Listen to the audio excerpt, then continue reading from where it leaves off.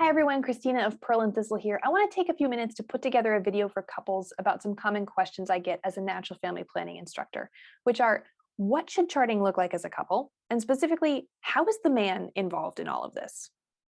I want to start by acknowledging a difficulty some people have with NFP because they worry that NFP places an undue burden on the woman. To a certain extent, that's well-founded. It's the woman's body, which has an observable rhythm and actually has times of infertility and fertility, which allows us to identify times when a couple is or isn't able to potentially get pregnant. If we had to go off of a man's fertility chart, it just wouldn't work. So we do observe the woman's body.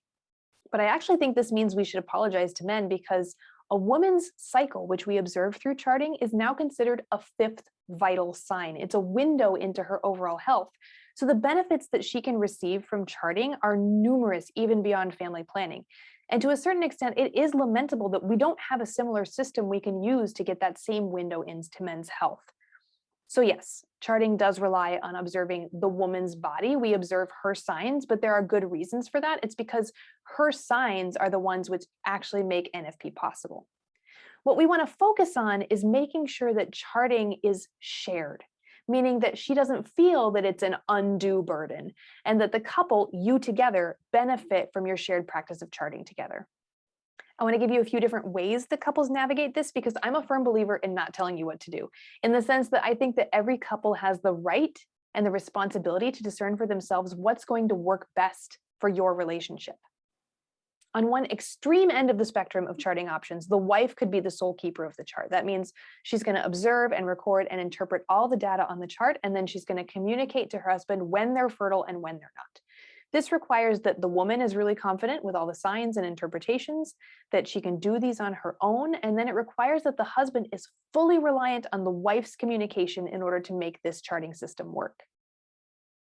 The option on the other end of the spectrum is that the husband could keep the chart. Depending on what method you're using, the woman may still need to observe some of the data, but then he's going to actually record everything on the chart. He's going to interpret the chart. He's going to communicate whether you're in their fertile window or not. And this requires that the husband is the one who's really confident, knowing all of the calculations, being able to communicate that to the wife, and then she would be fully reliant on him for understanding when they're in the fertile window or not. Those two options are sort of extreme, and except in very special circumstances, I don't recommend them, but they can be a great option for couples if one partner tends towards anxiety or excessive worry about charts, and then the other partner can effectively remove that tension from the marriage. There's a huge amount of trust and communication involved, but I have seen it work. More often, though, I'll see couples strike a balance in between. You could have the wife be the one to keep the chart, so she's recording all the things each day, then you actually sit down together and you interpret the chart together. That would require that both parties know and understand the calculations for the start and end of fertility, but it makes it a more shared or communal experience because you're actually interpreting your shared fertile window together. I've seen couples where the wife observes and records and then he handles all the calculations. They essentially just divvy up the tasks. Or you could have the husband record all like the hard data. So he could do the temperature readings and the monitor readings. And then the wife would be the one to do the fluid observations. And then they may or may not calculate the fertile window together. Essentially, my advice is talk to each other. Find out what you're interested in doing together. Talk about your comfort levels with observing and calculating, and come up with a system that works for you. Because if something doesn't feel like it's working, just revisit the conversation, try something else. This is your chance to problem solve together. The most important thing is simply that you find a charting system which allows you to trust one another, to be respectful of one another, to communicate well together, and to achieve your family planning intentions to the best of your ability, to be able to keep a chart well. So one thing I'll offer, regardless of what you're thinking about sharing charting techniques, is a note on apps. So some apps do have partner or chart share features, which means that you could just keep essentially two versions of the same chart, each on your own separate devices, and you could have those available. Some couples like this because they can communicate about the chart when they're apart during the day, like if they're both at work. But from a psychological perspective, it's a lot easier to keep a shared chart. If you physically have one shared chart that you're looking at, it requires you to be together to look at it or to look at the same thing. From a usability or from an efficacy standpoint, there's no problem keeping separate charts on separate devices. But if you find it hard to come together and to really understand the chart, or if it feels like you're arguing about it all the time, you can't get on the same page, One thing I would recommend is to switch to a paper chart, literally get on the same page. Have a paper chart there and look at it together. Be looking at the same thing, not separate screens. That's one easy way that we can kind of bring ourselves closer together in this shared charting experience. And this is where I want to switch gears a little and speak directly about the question of the man's role in NFP. A lot of times that's equated with him keeping a chart, but NFP is so much more than keeping a chart. Your practice of NFP is everything that you do as a couple to observe and record and navigate your family planning goals together as a couple. So here's what I think is the most important role of the man in NFP. You are the one primarily responsible for setting up emotional success with NFP. So let me just give you an example, right? It's your anniversary, and on the chart, it shows up as a fertile day. Now, the woman is very frustrated. You're both frustrated, okay? If you are trying to postpone pregnancy, it's a fertile day, so you cannot use this day. What's she gonna do?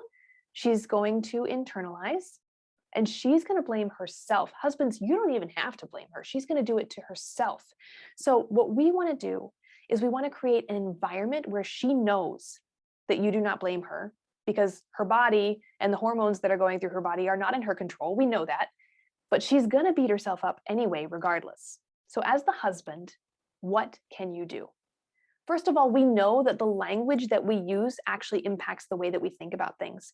If we write ourselves a positive internal script about something that maybe we don't particularly like, we can actually see over time that it changes the way we experience that thing. It changes the way we think about it. So what I want you to do, husbands, is to take the lead in language with the chart. It's the chart. Get rid of any personal pronouns, okay? It's not her chart, it's the chart, because it's your shared chart, right? You could say our chart, but I would encourage you to say the for a reason that I'm going to tell you in just a minute. So it's the chart, the temperature sign, the monitor readings, the fluid observations. I think you get it. It's not hers. This will go a long way towards helping your wife feel a lot less pressure. So you can take the lead and you can change the language that way. The other thing is that we also know human nature is to come together when we're faced with a shared challenge. This is the psychology behind every corporate team building exercise ever. So I want you to make that chart something which can be thought of in times of frustration as a shared challenge that you're faced with together. Sometimes I'll talk about this as treating the chart in those frustrating moments like a common enemy that you bond over. This is why I suggest not saying our chart, because then when you are frustrated, which happens, you can turn to each other and you can say, oh, I hate that stupid chart. And your wife can say, yeah, I do. I hate that stupid chart.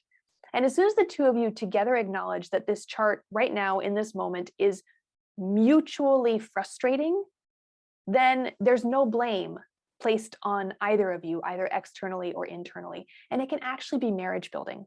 It doesn't necessarily make it easier, but at least you insulate yourselves from compounding the issue by adding another argument or creating resentment. That's really what all of this is about. Creating a successful lifestyle surrounding NFP is about the two of you coming together in a way that makes sense for you and helps you to live out your call as spouses together. So now you can take a step back, and maybe I would invite you to consider, how do we want to think about sharing a chart? Are there any labors or tasks that we want to divide up or to start doing together?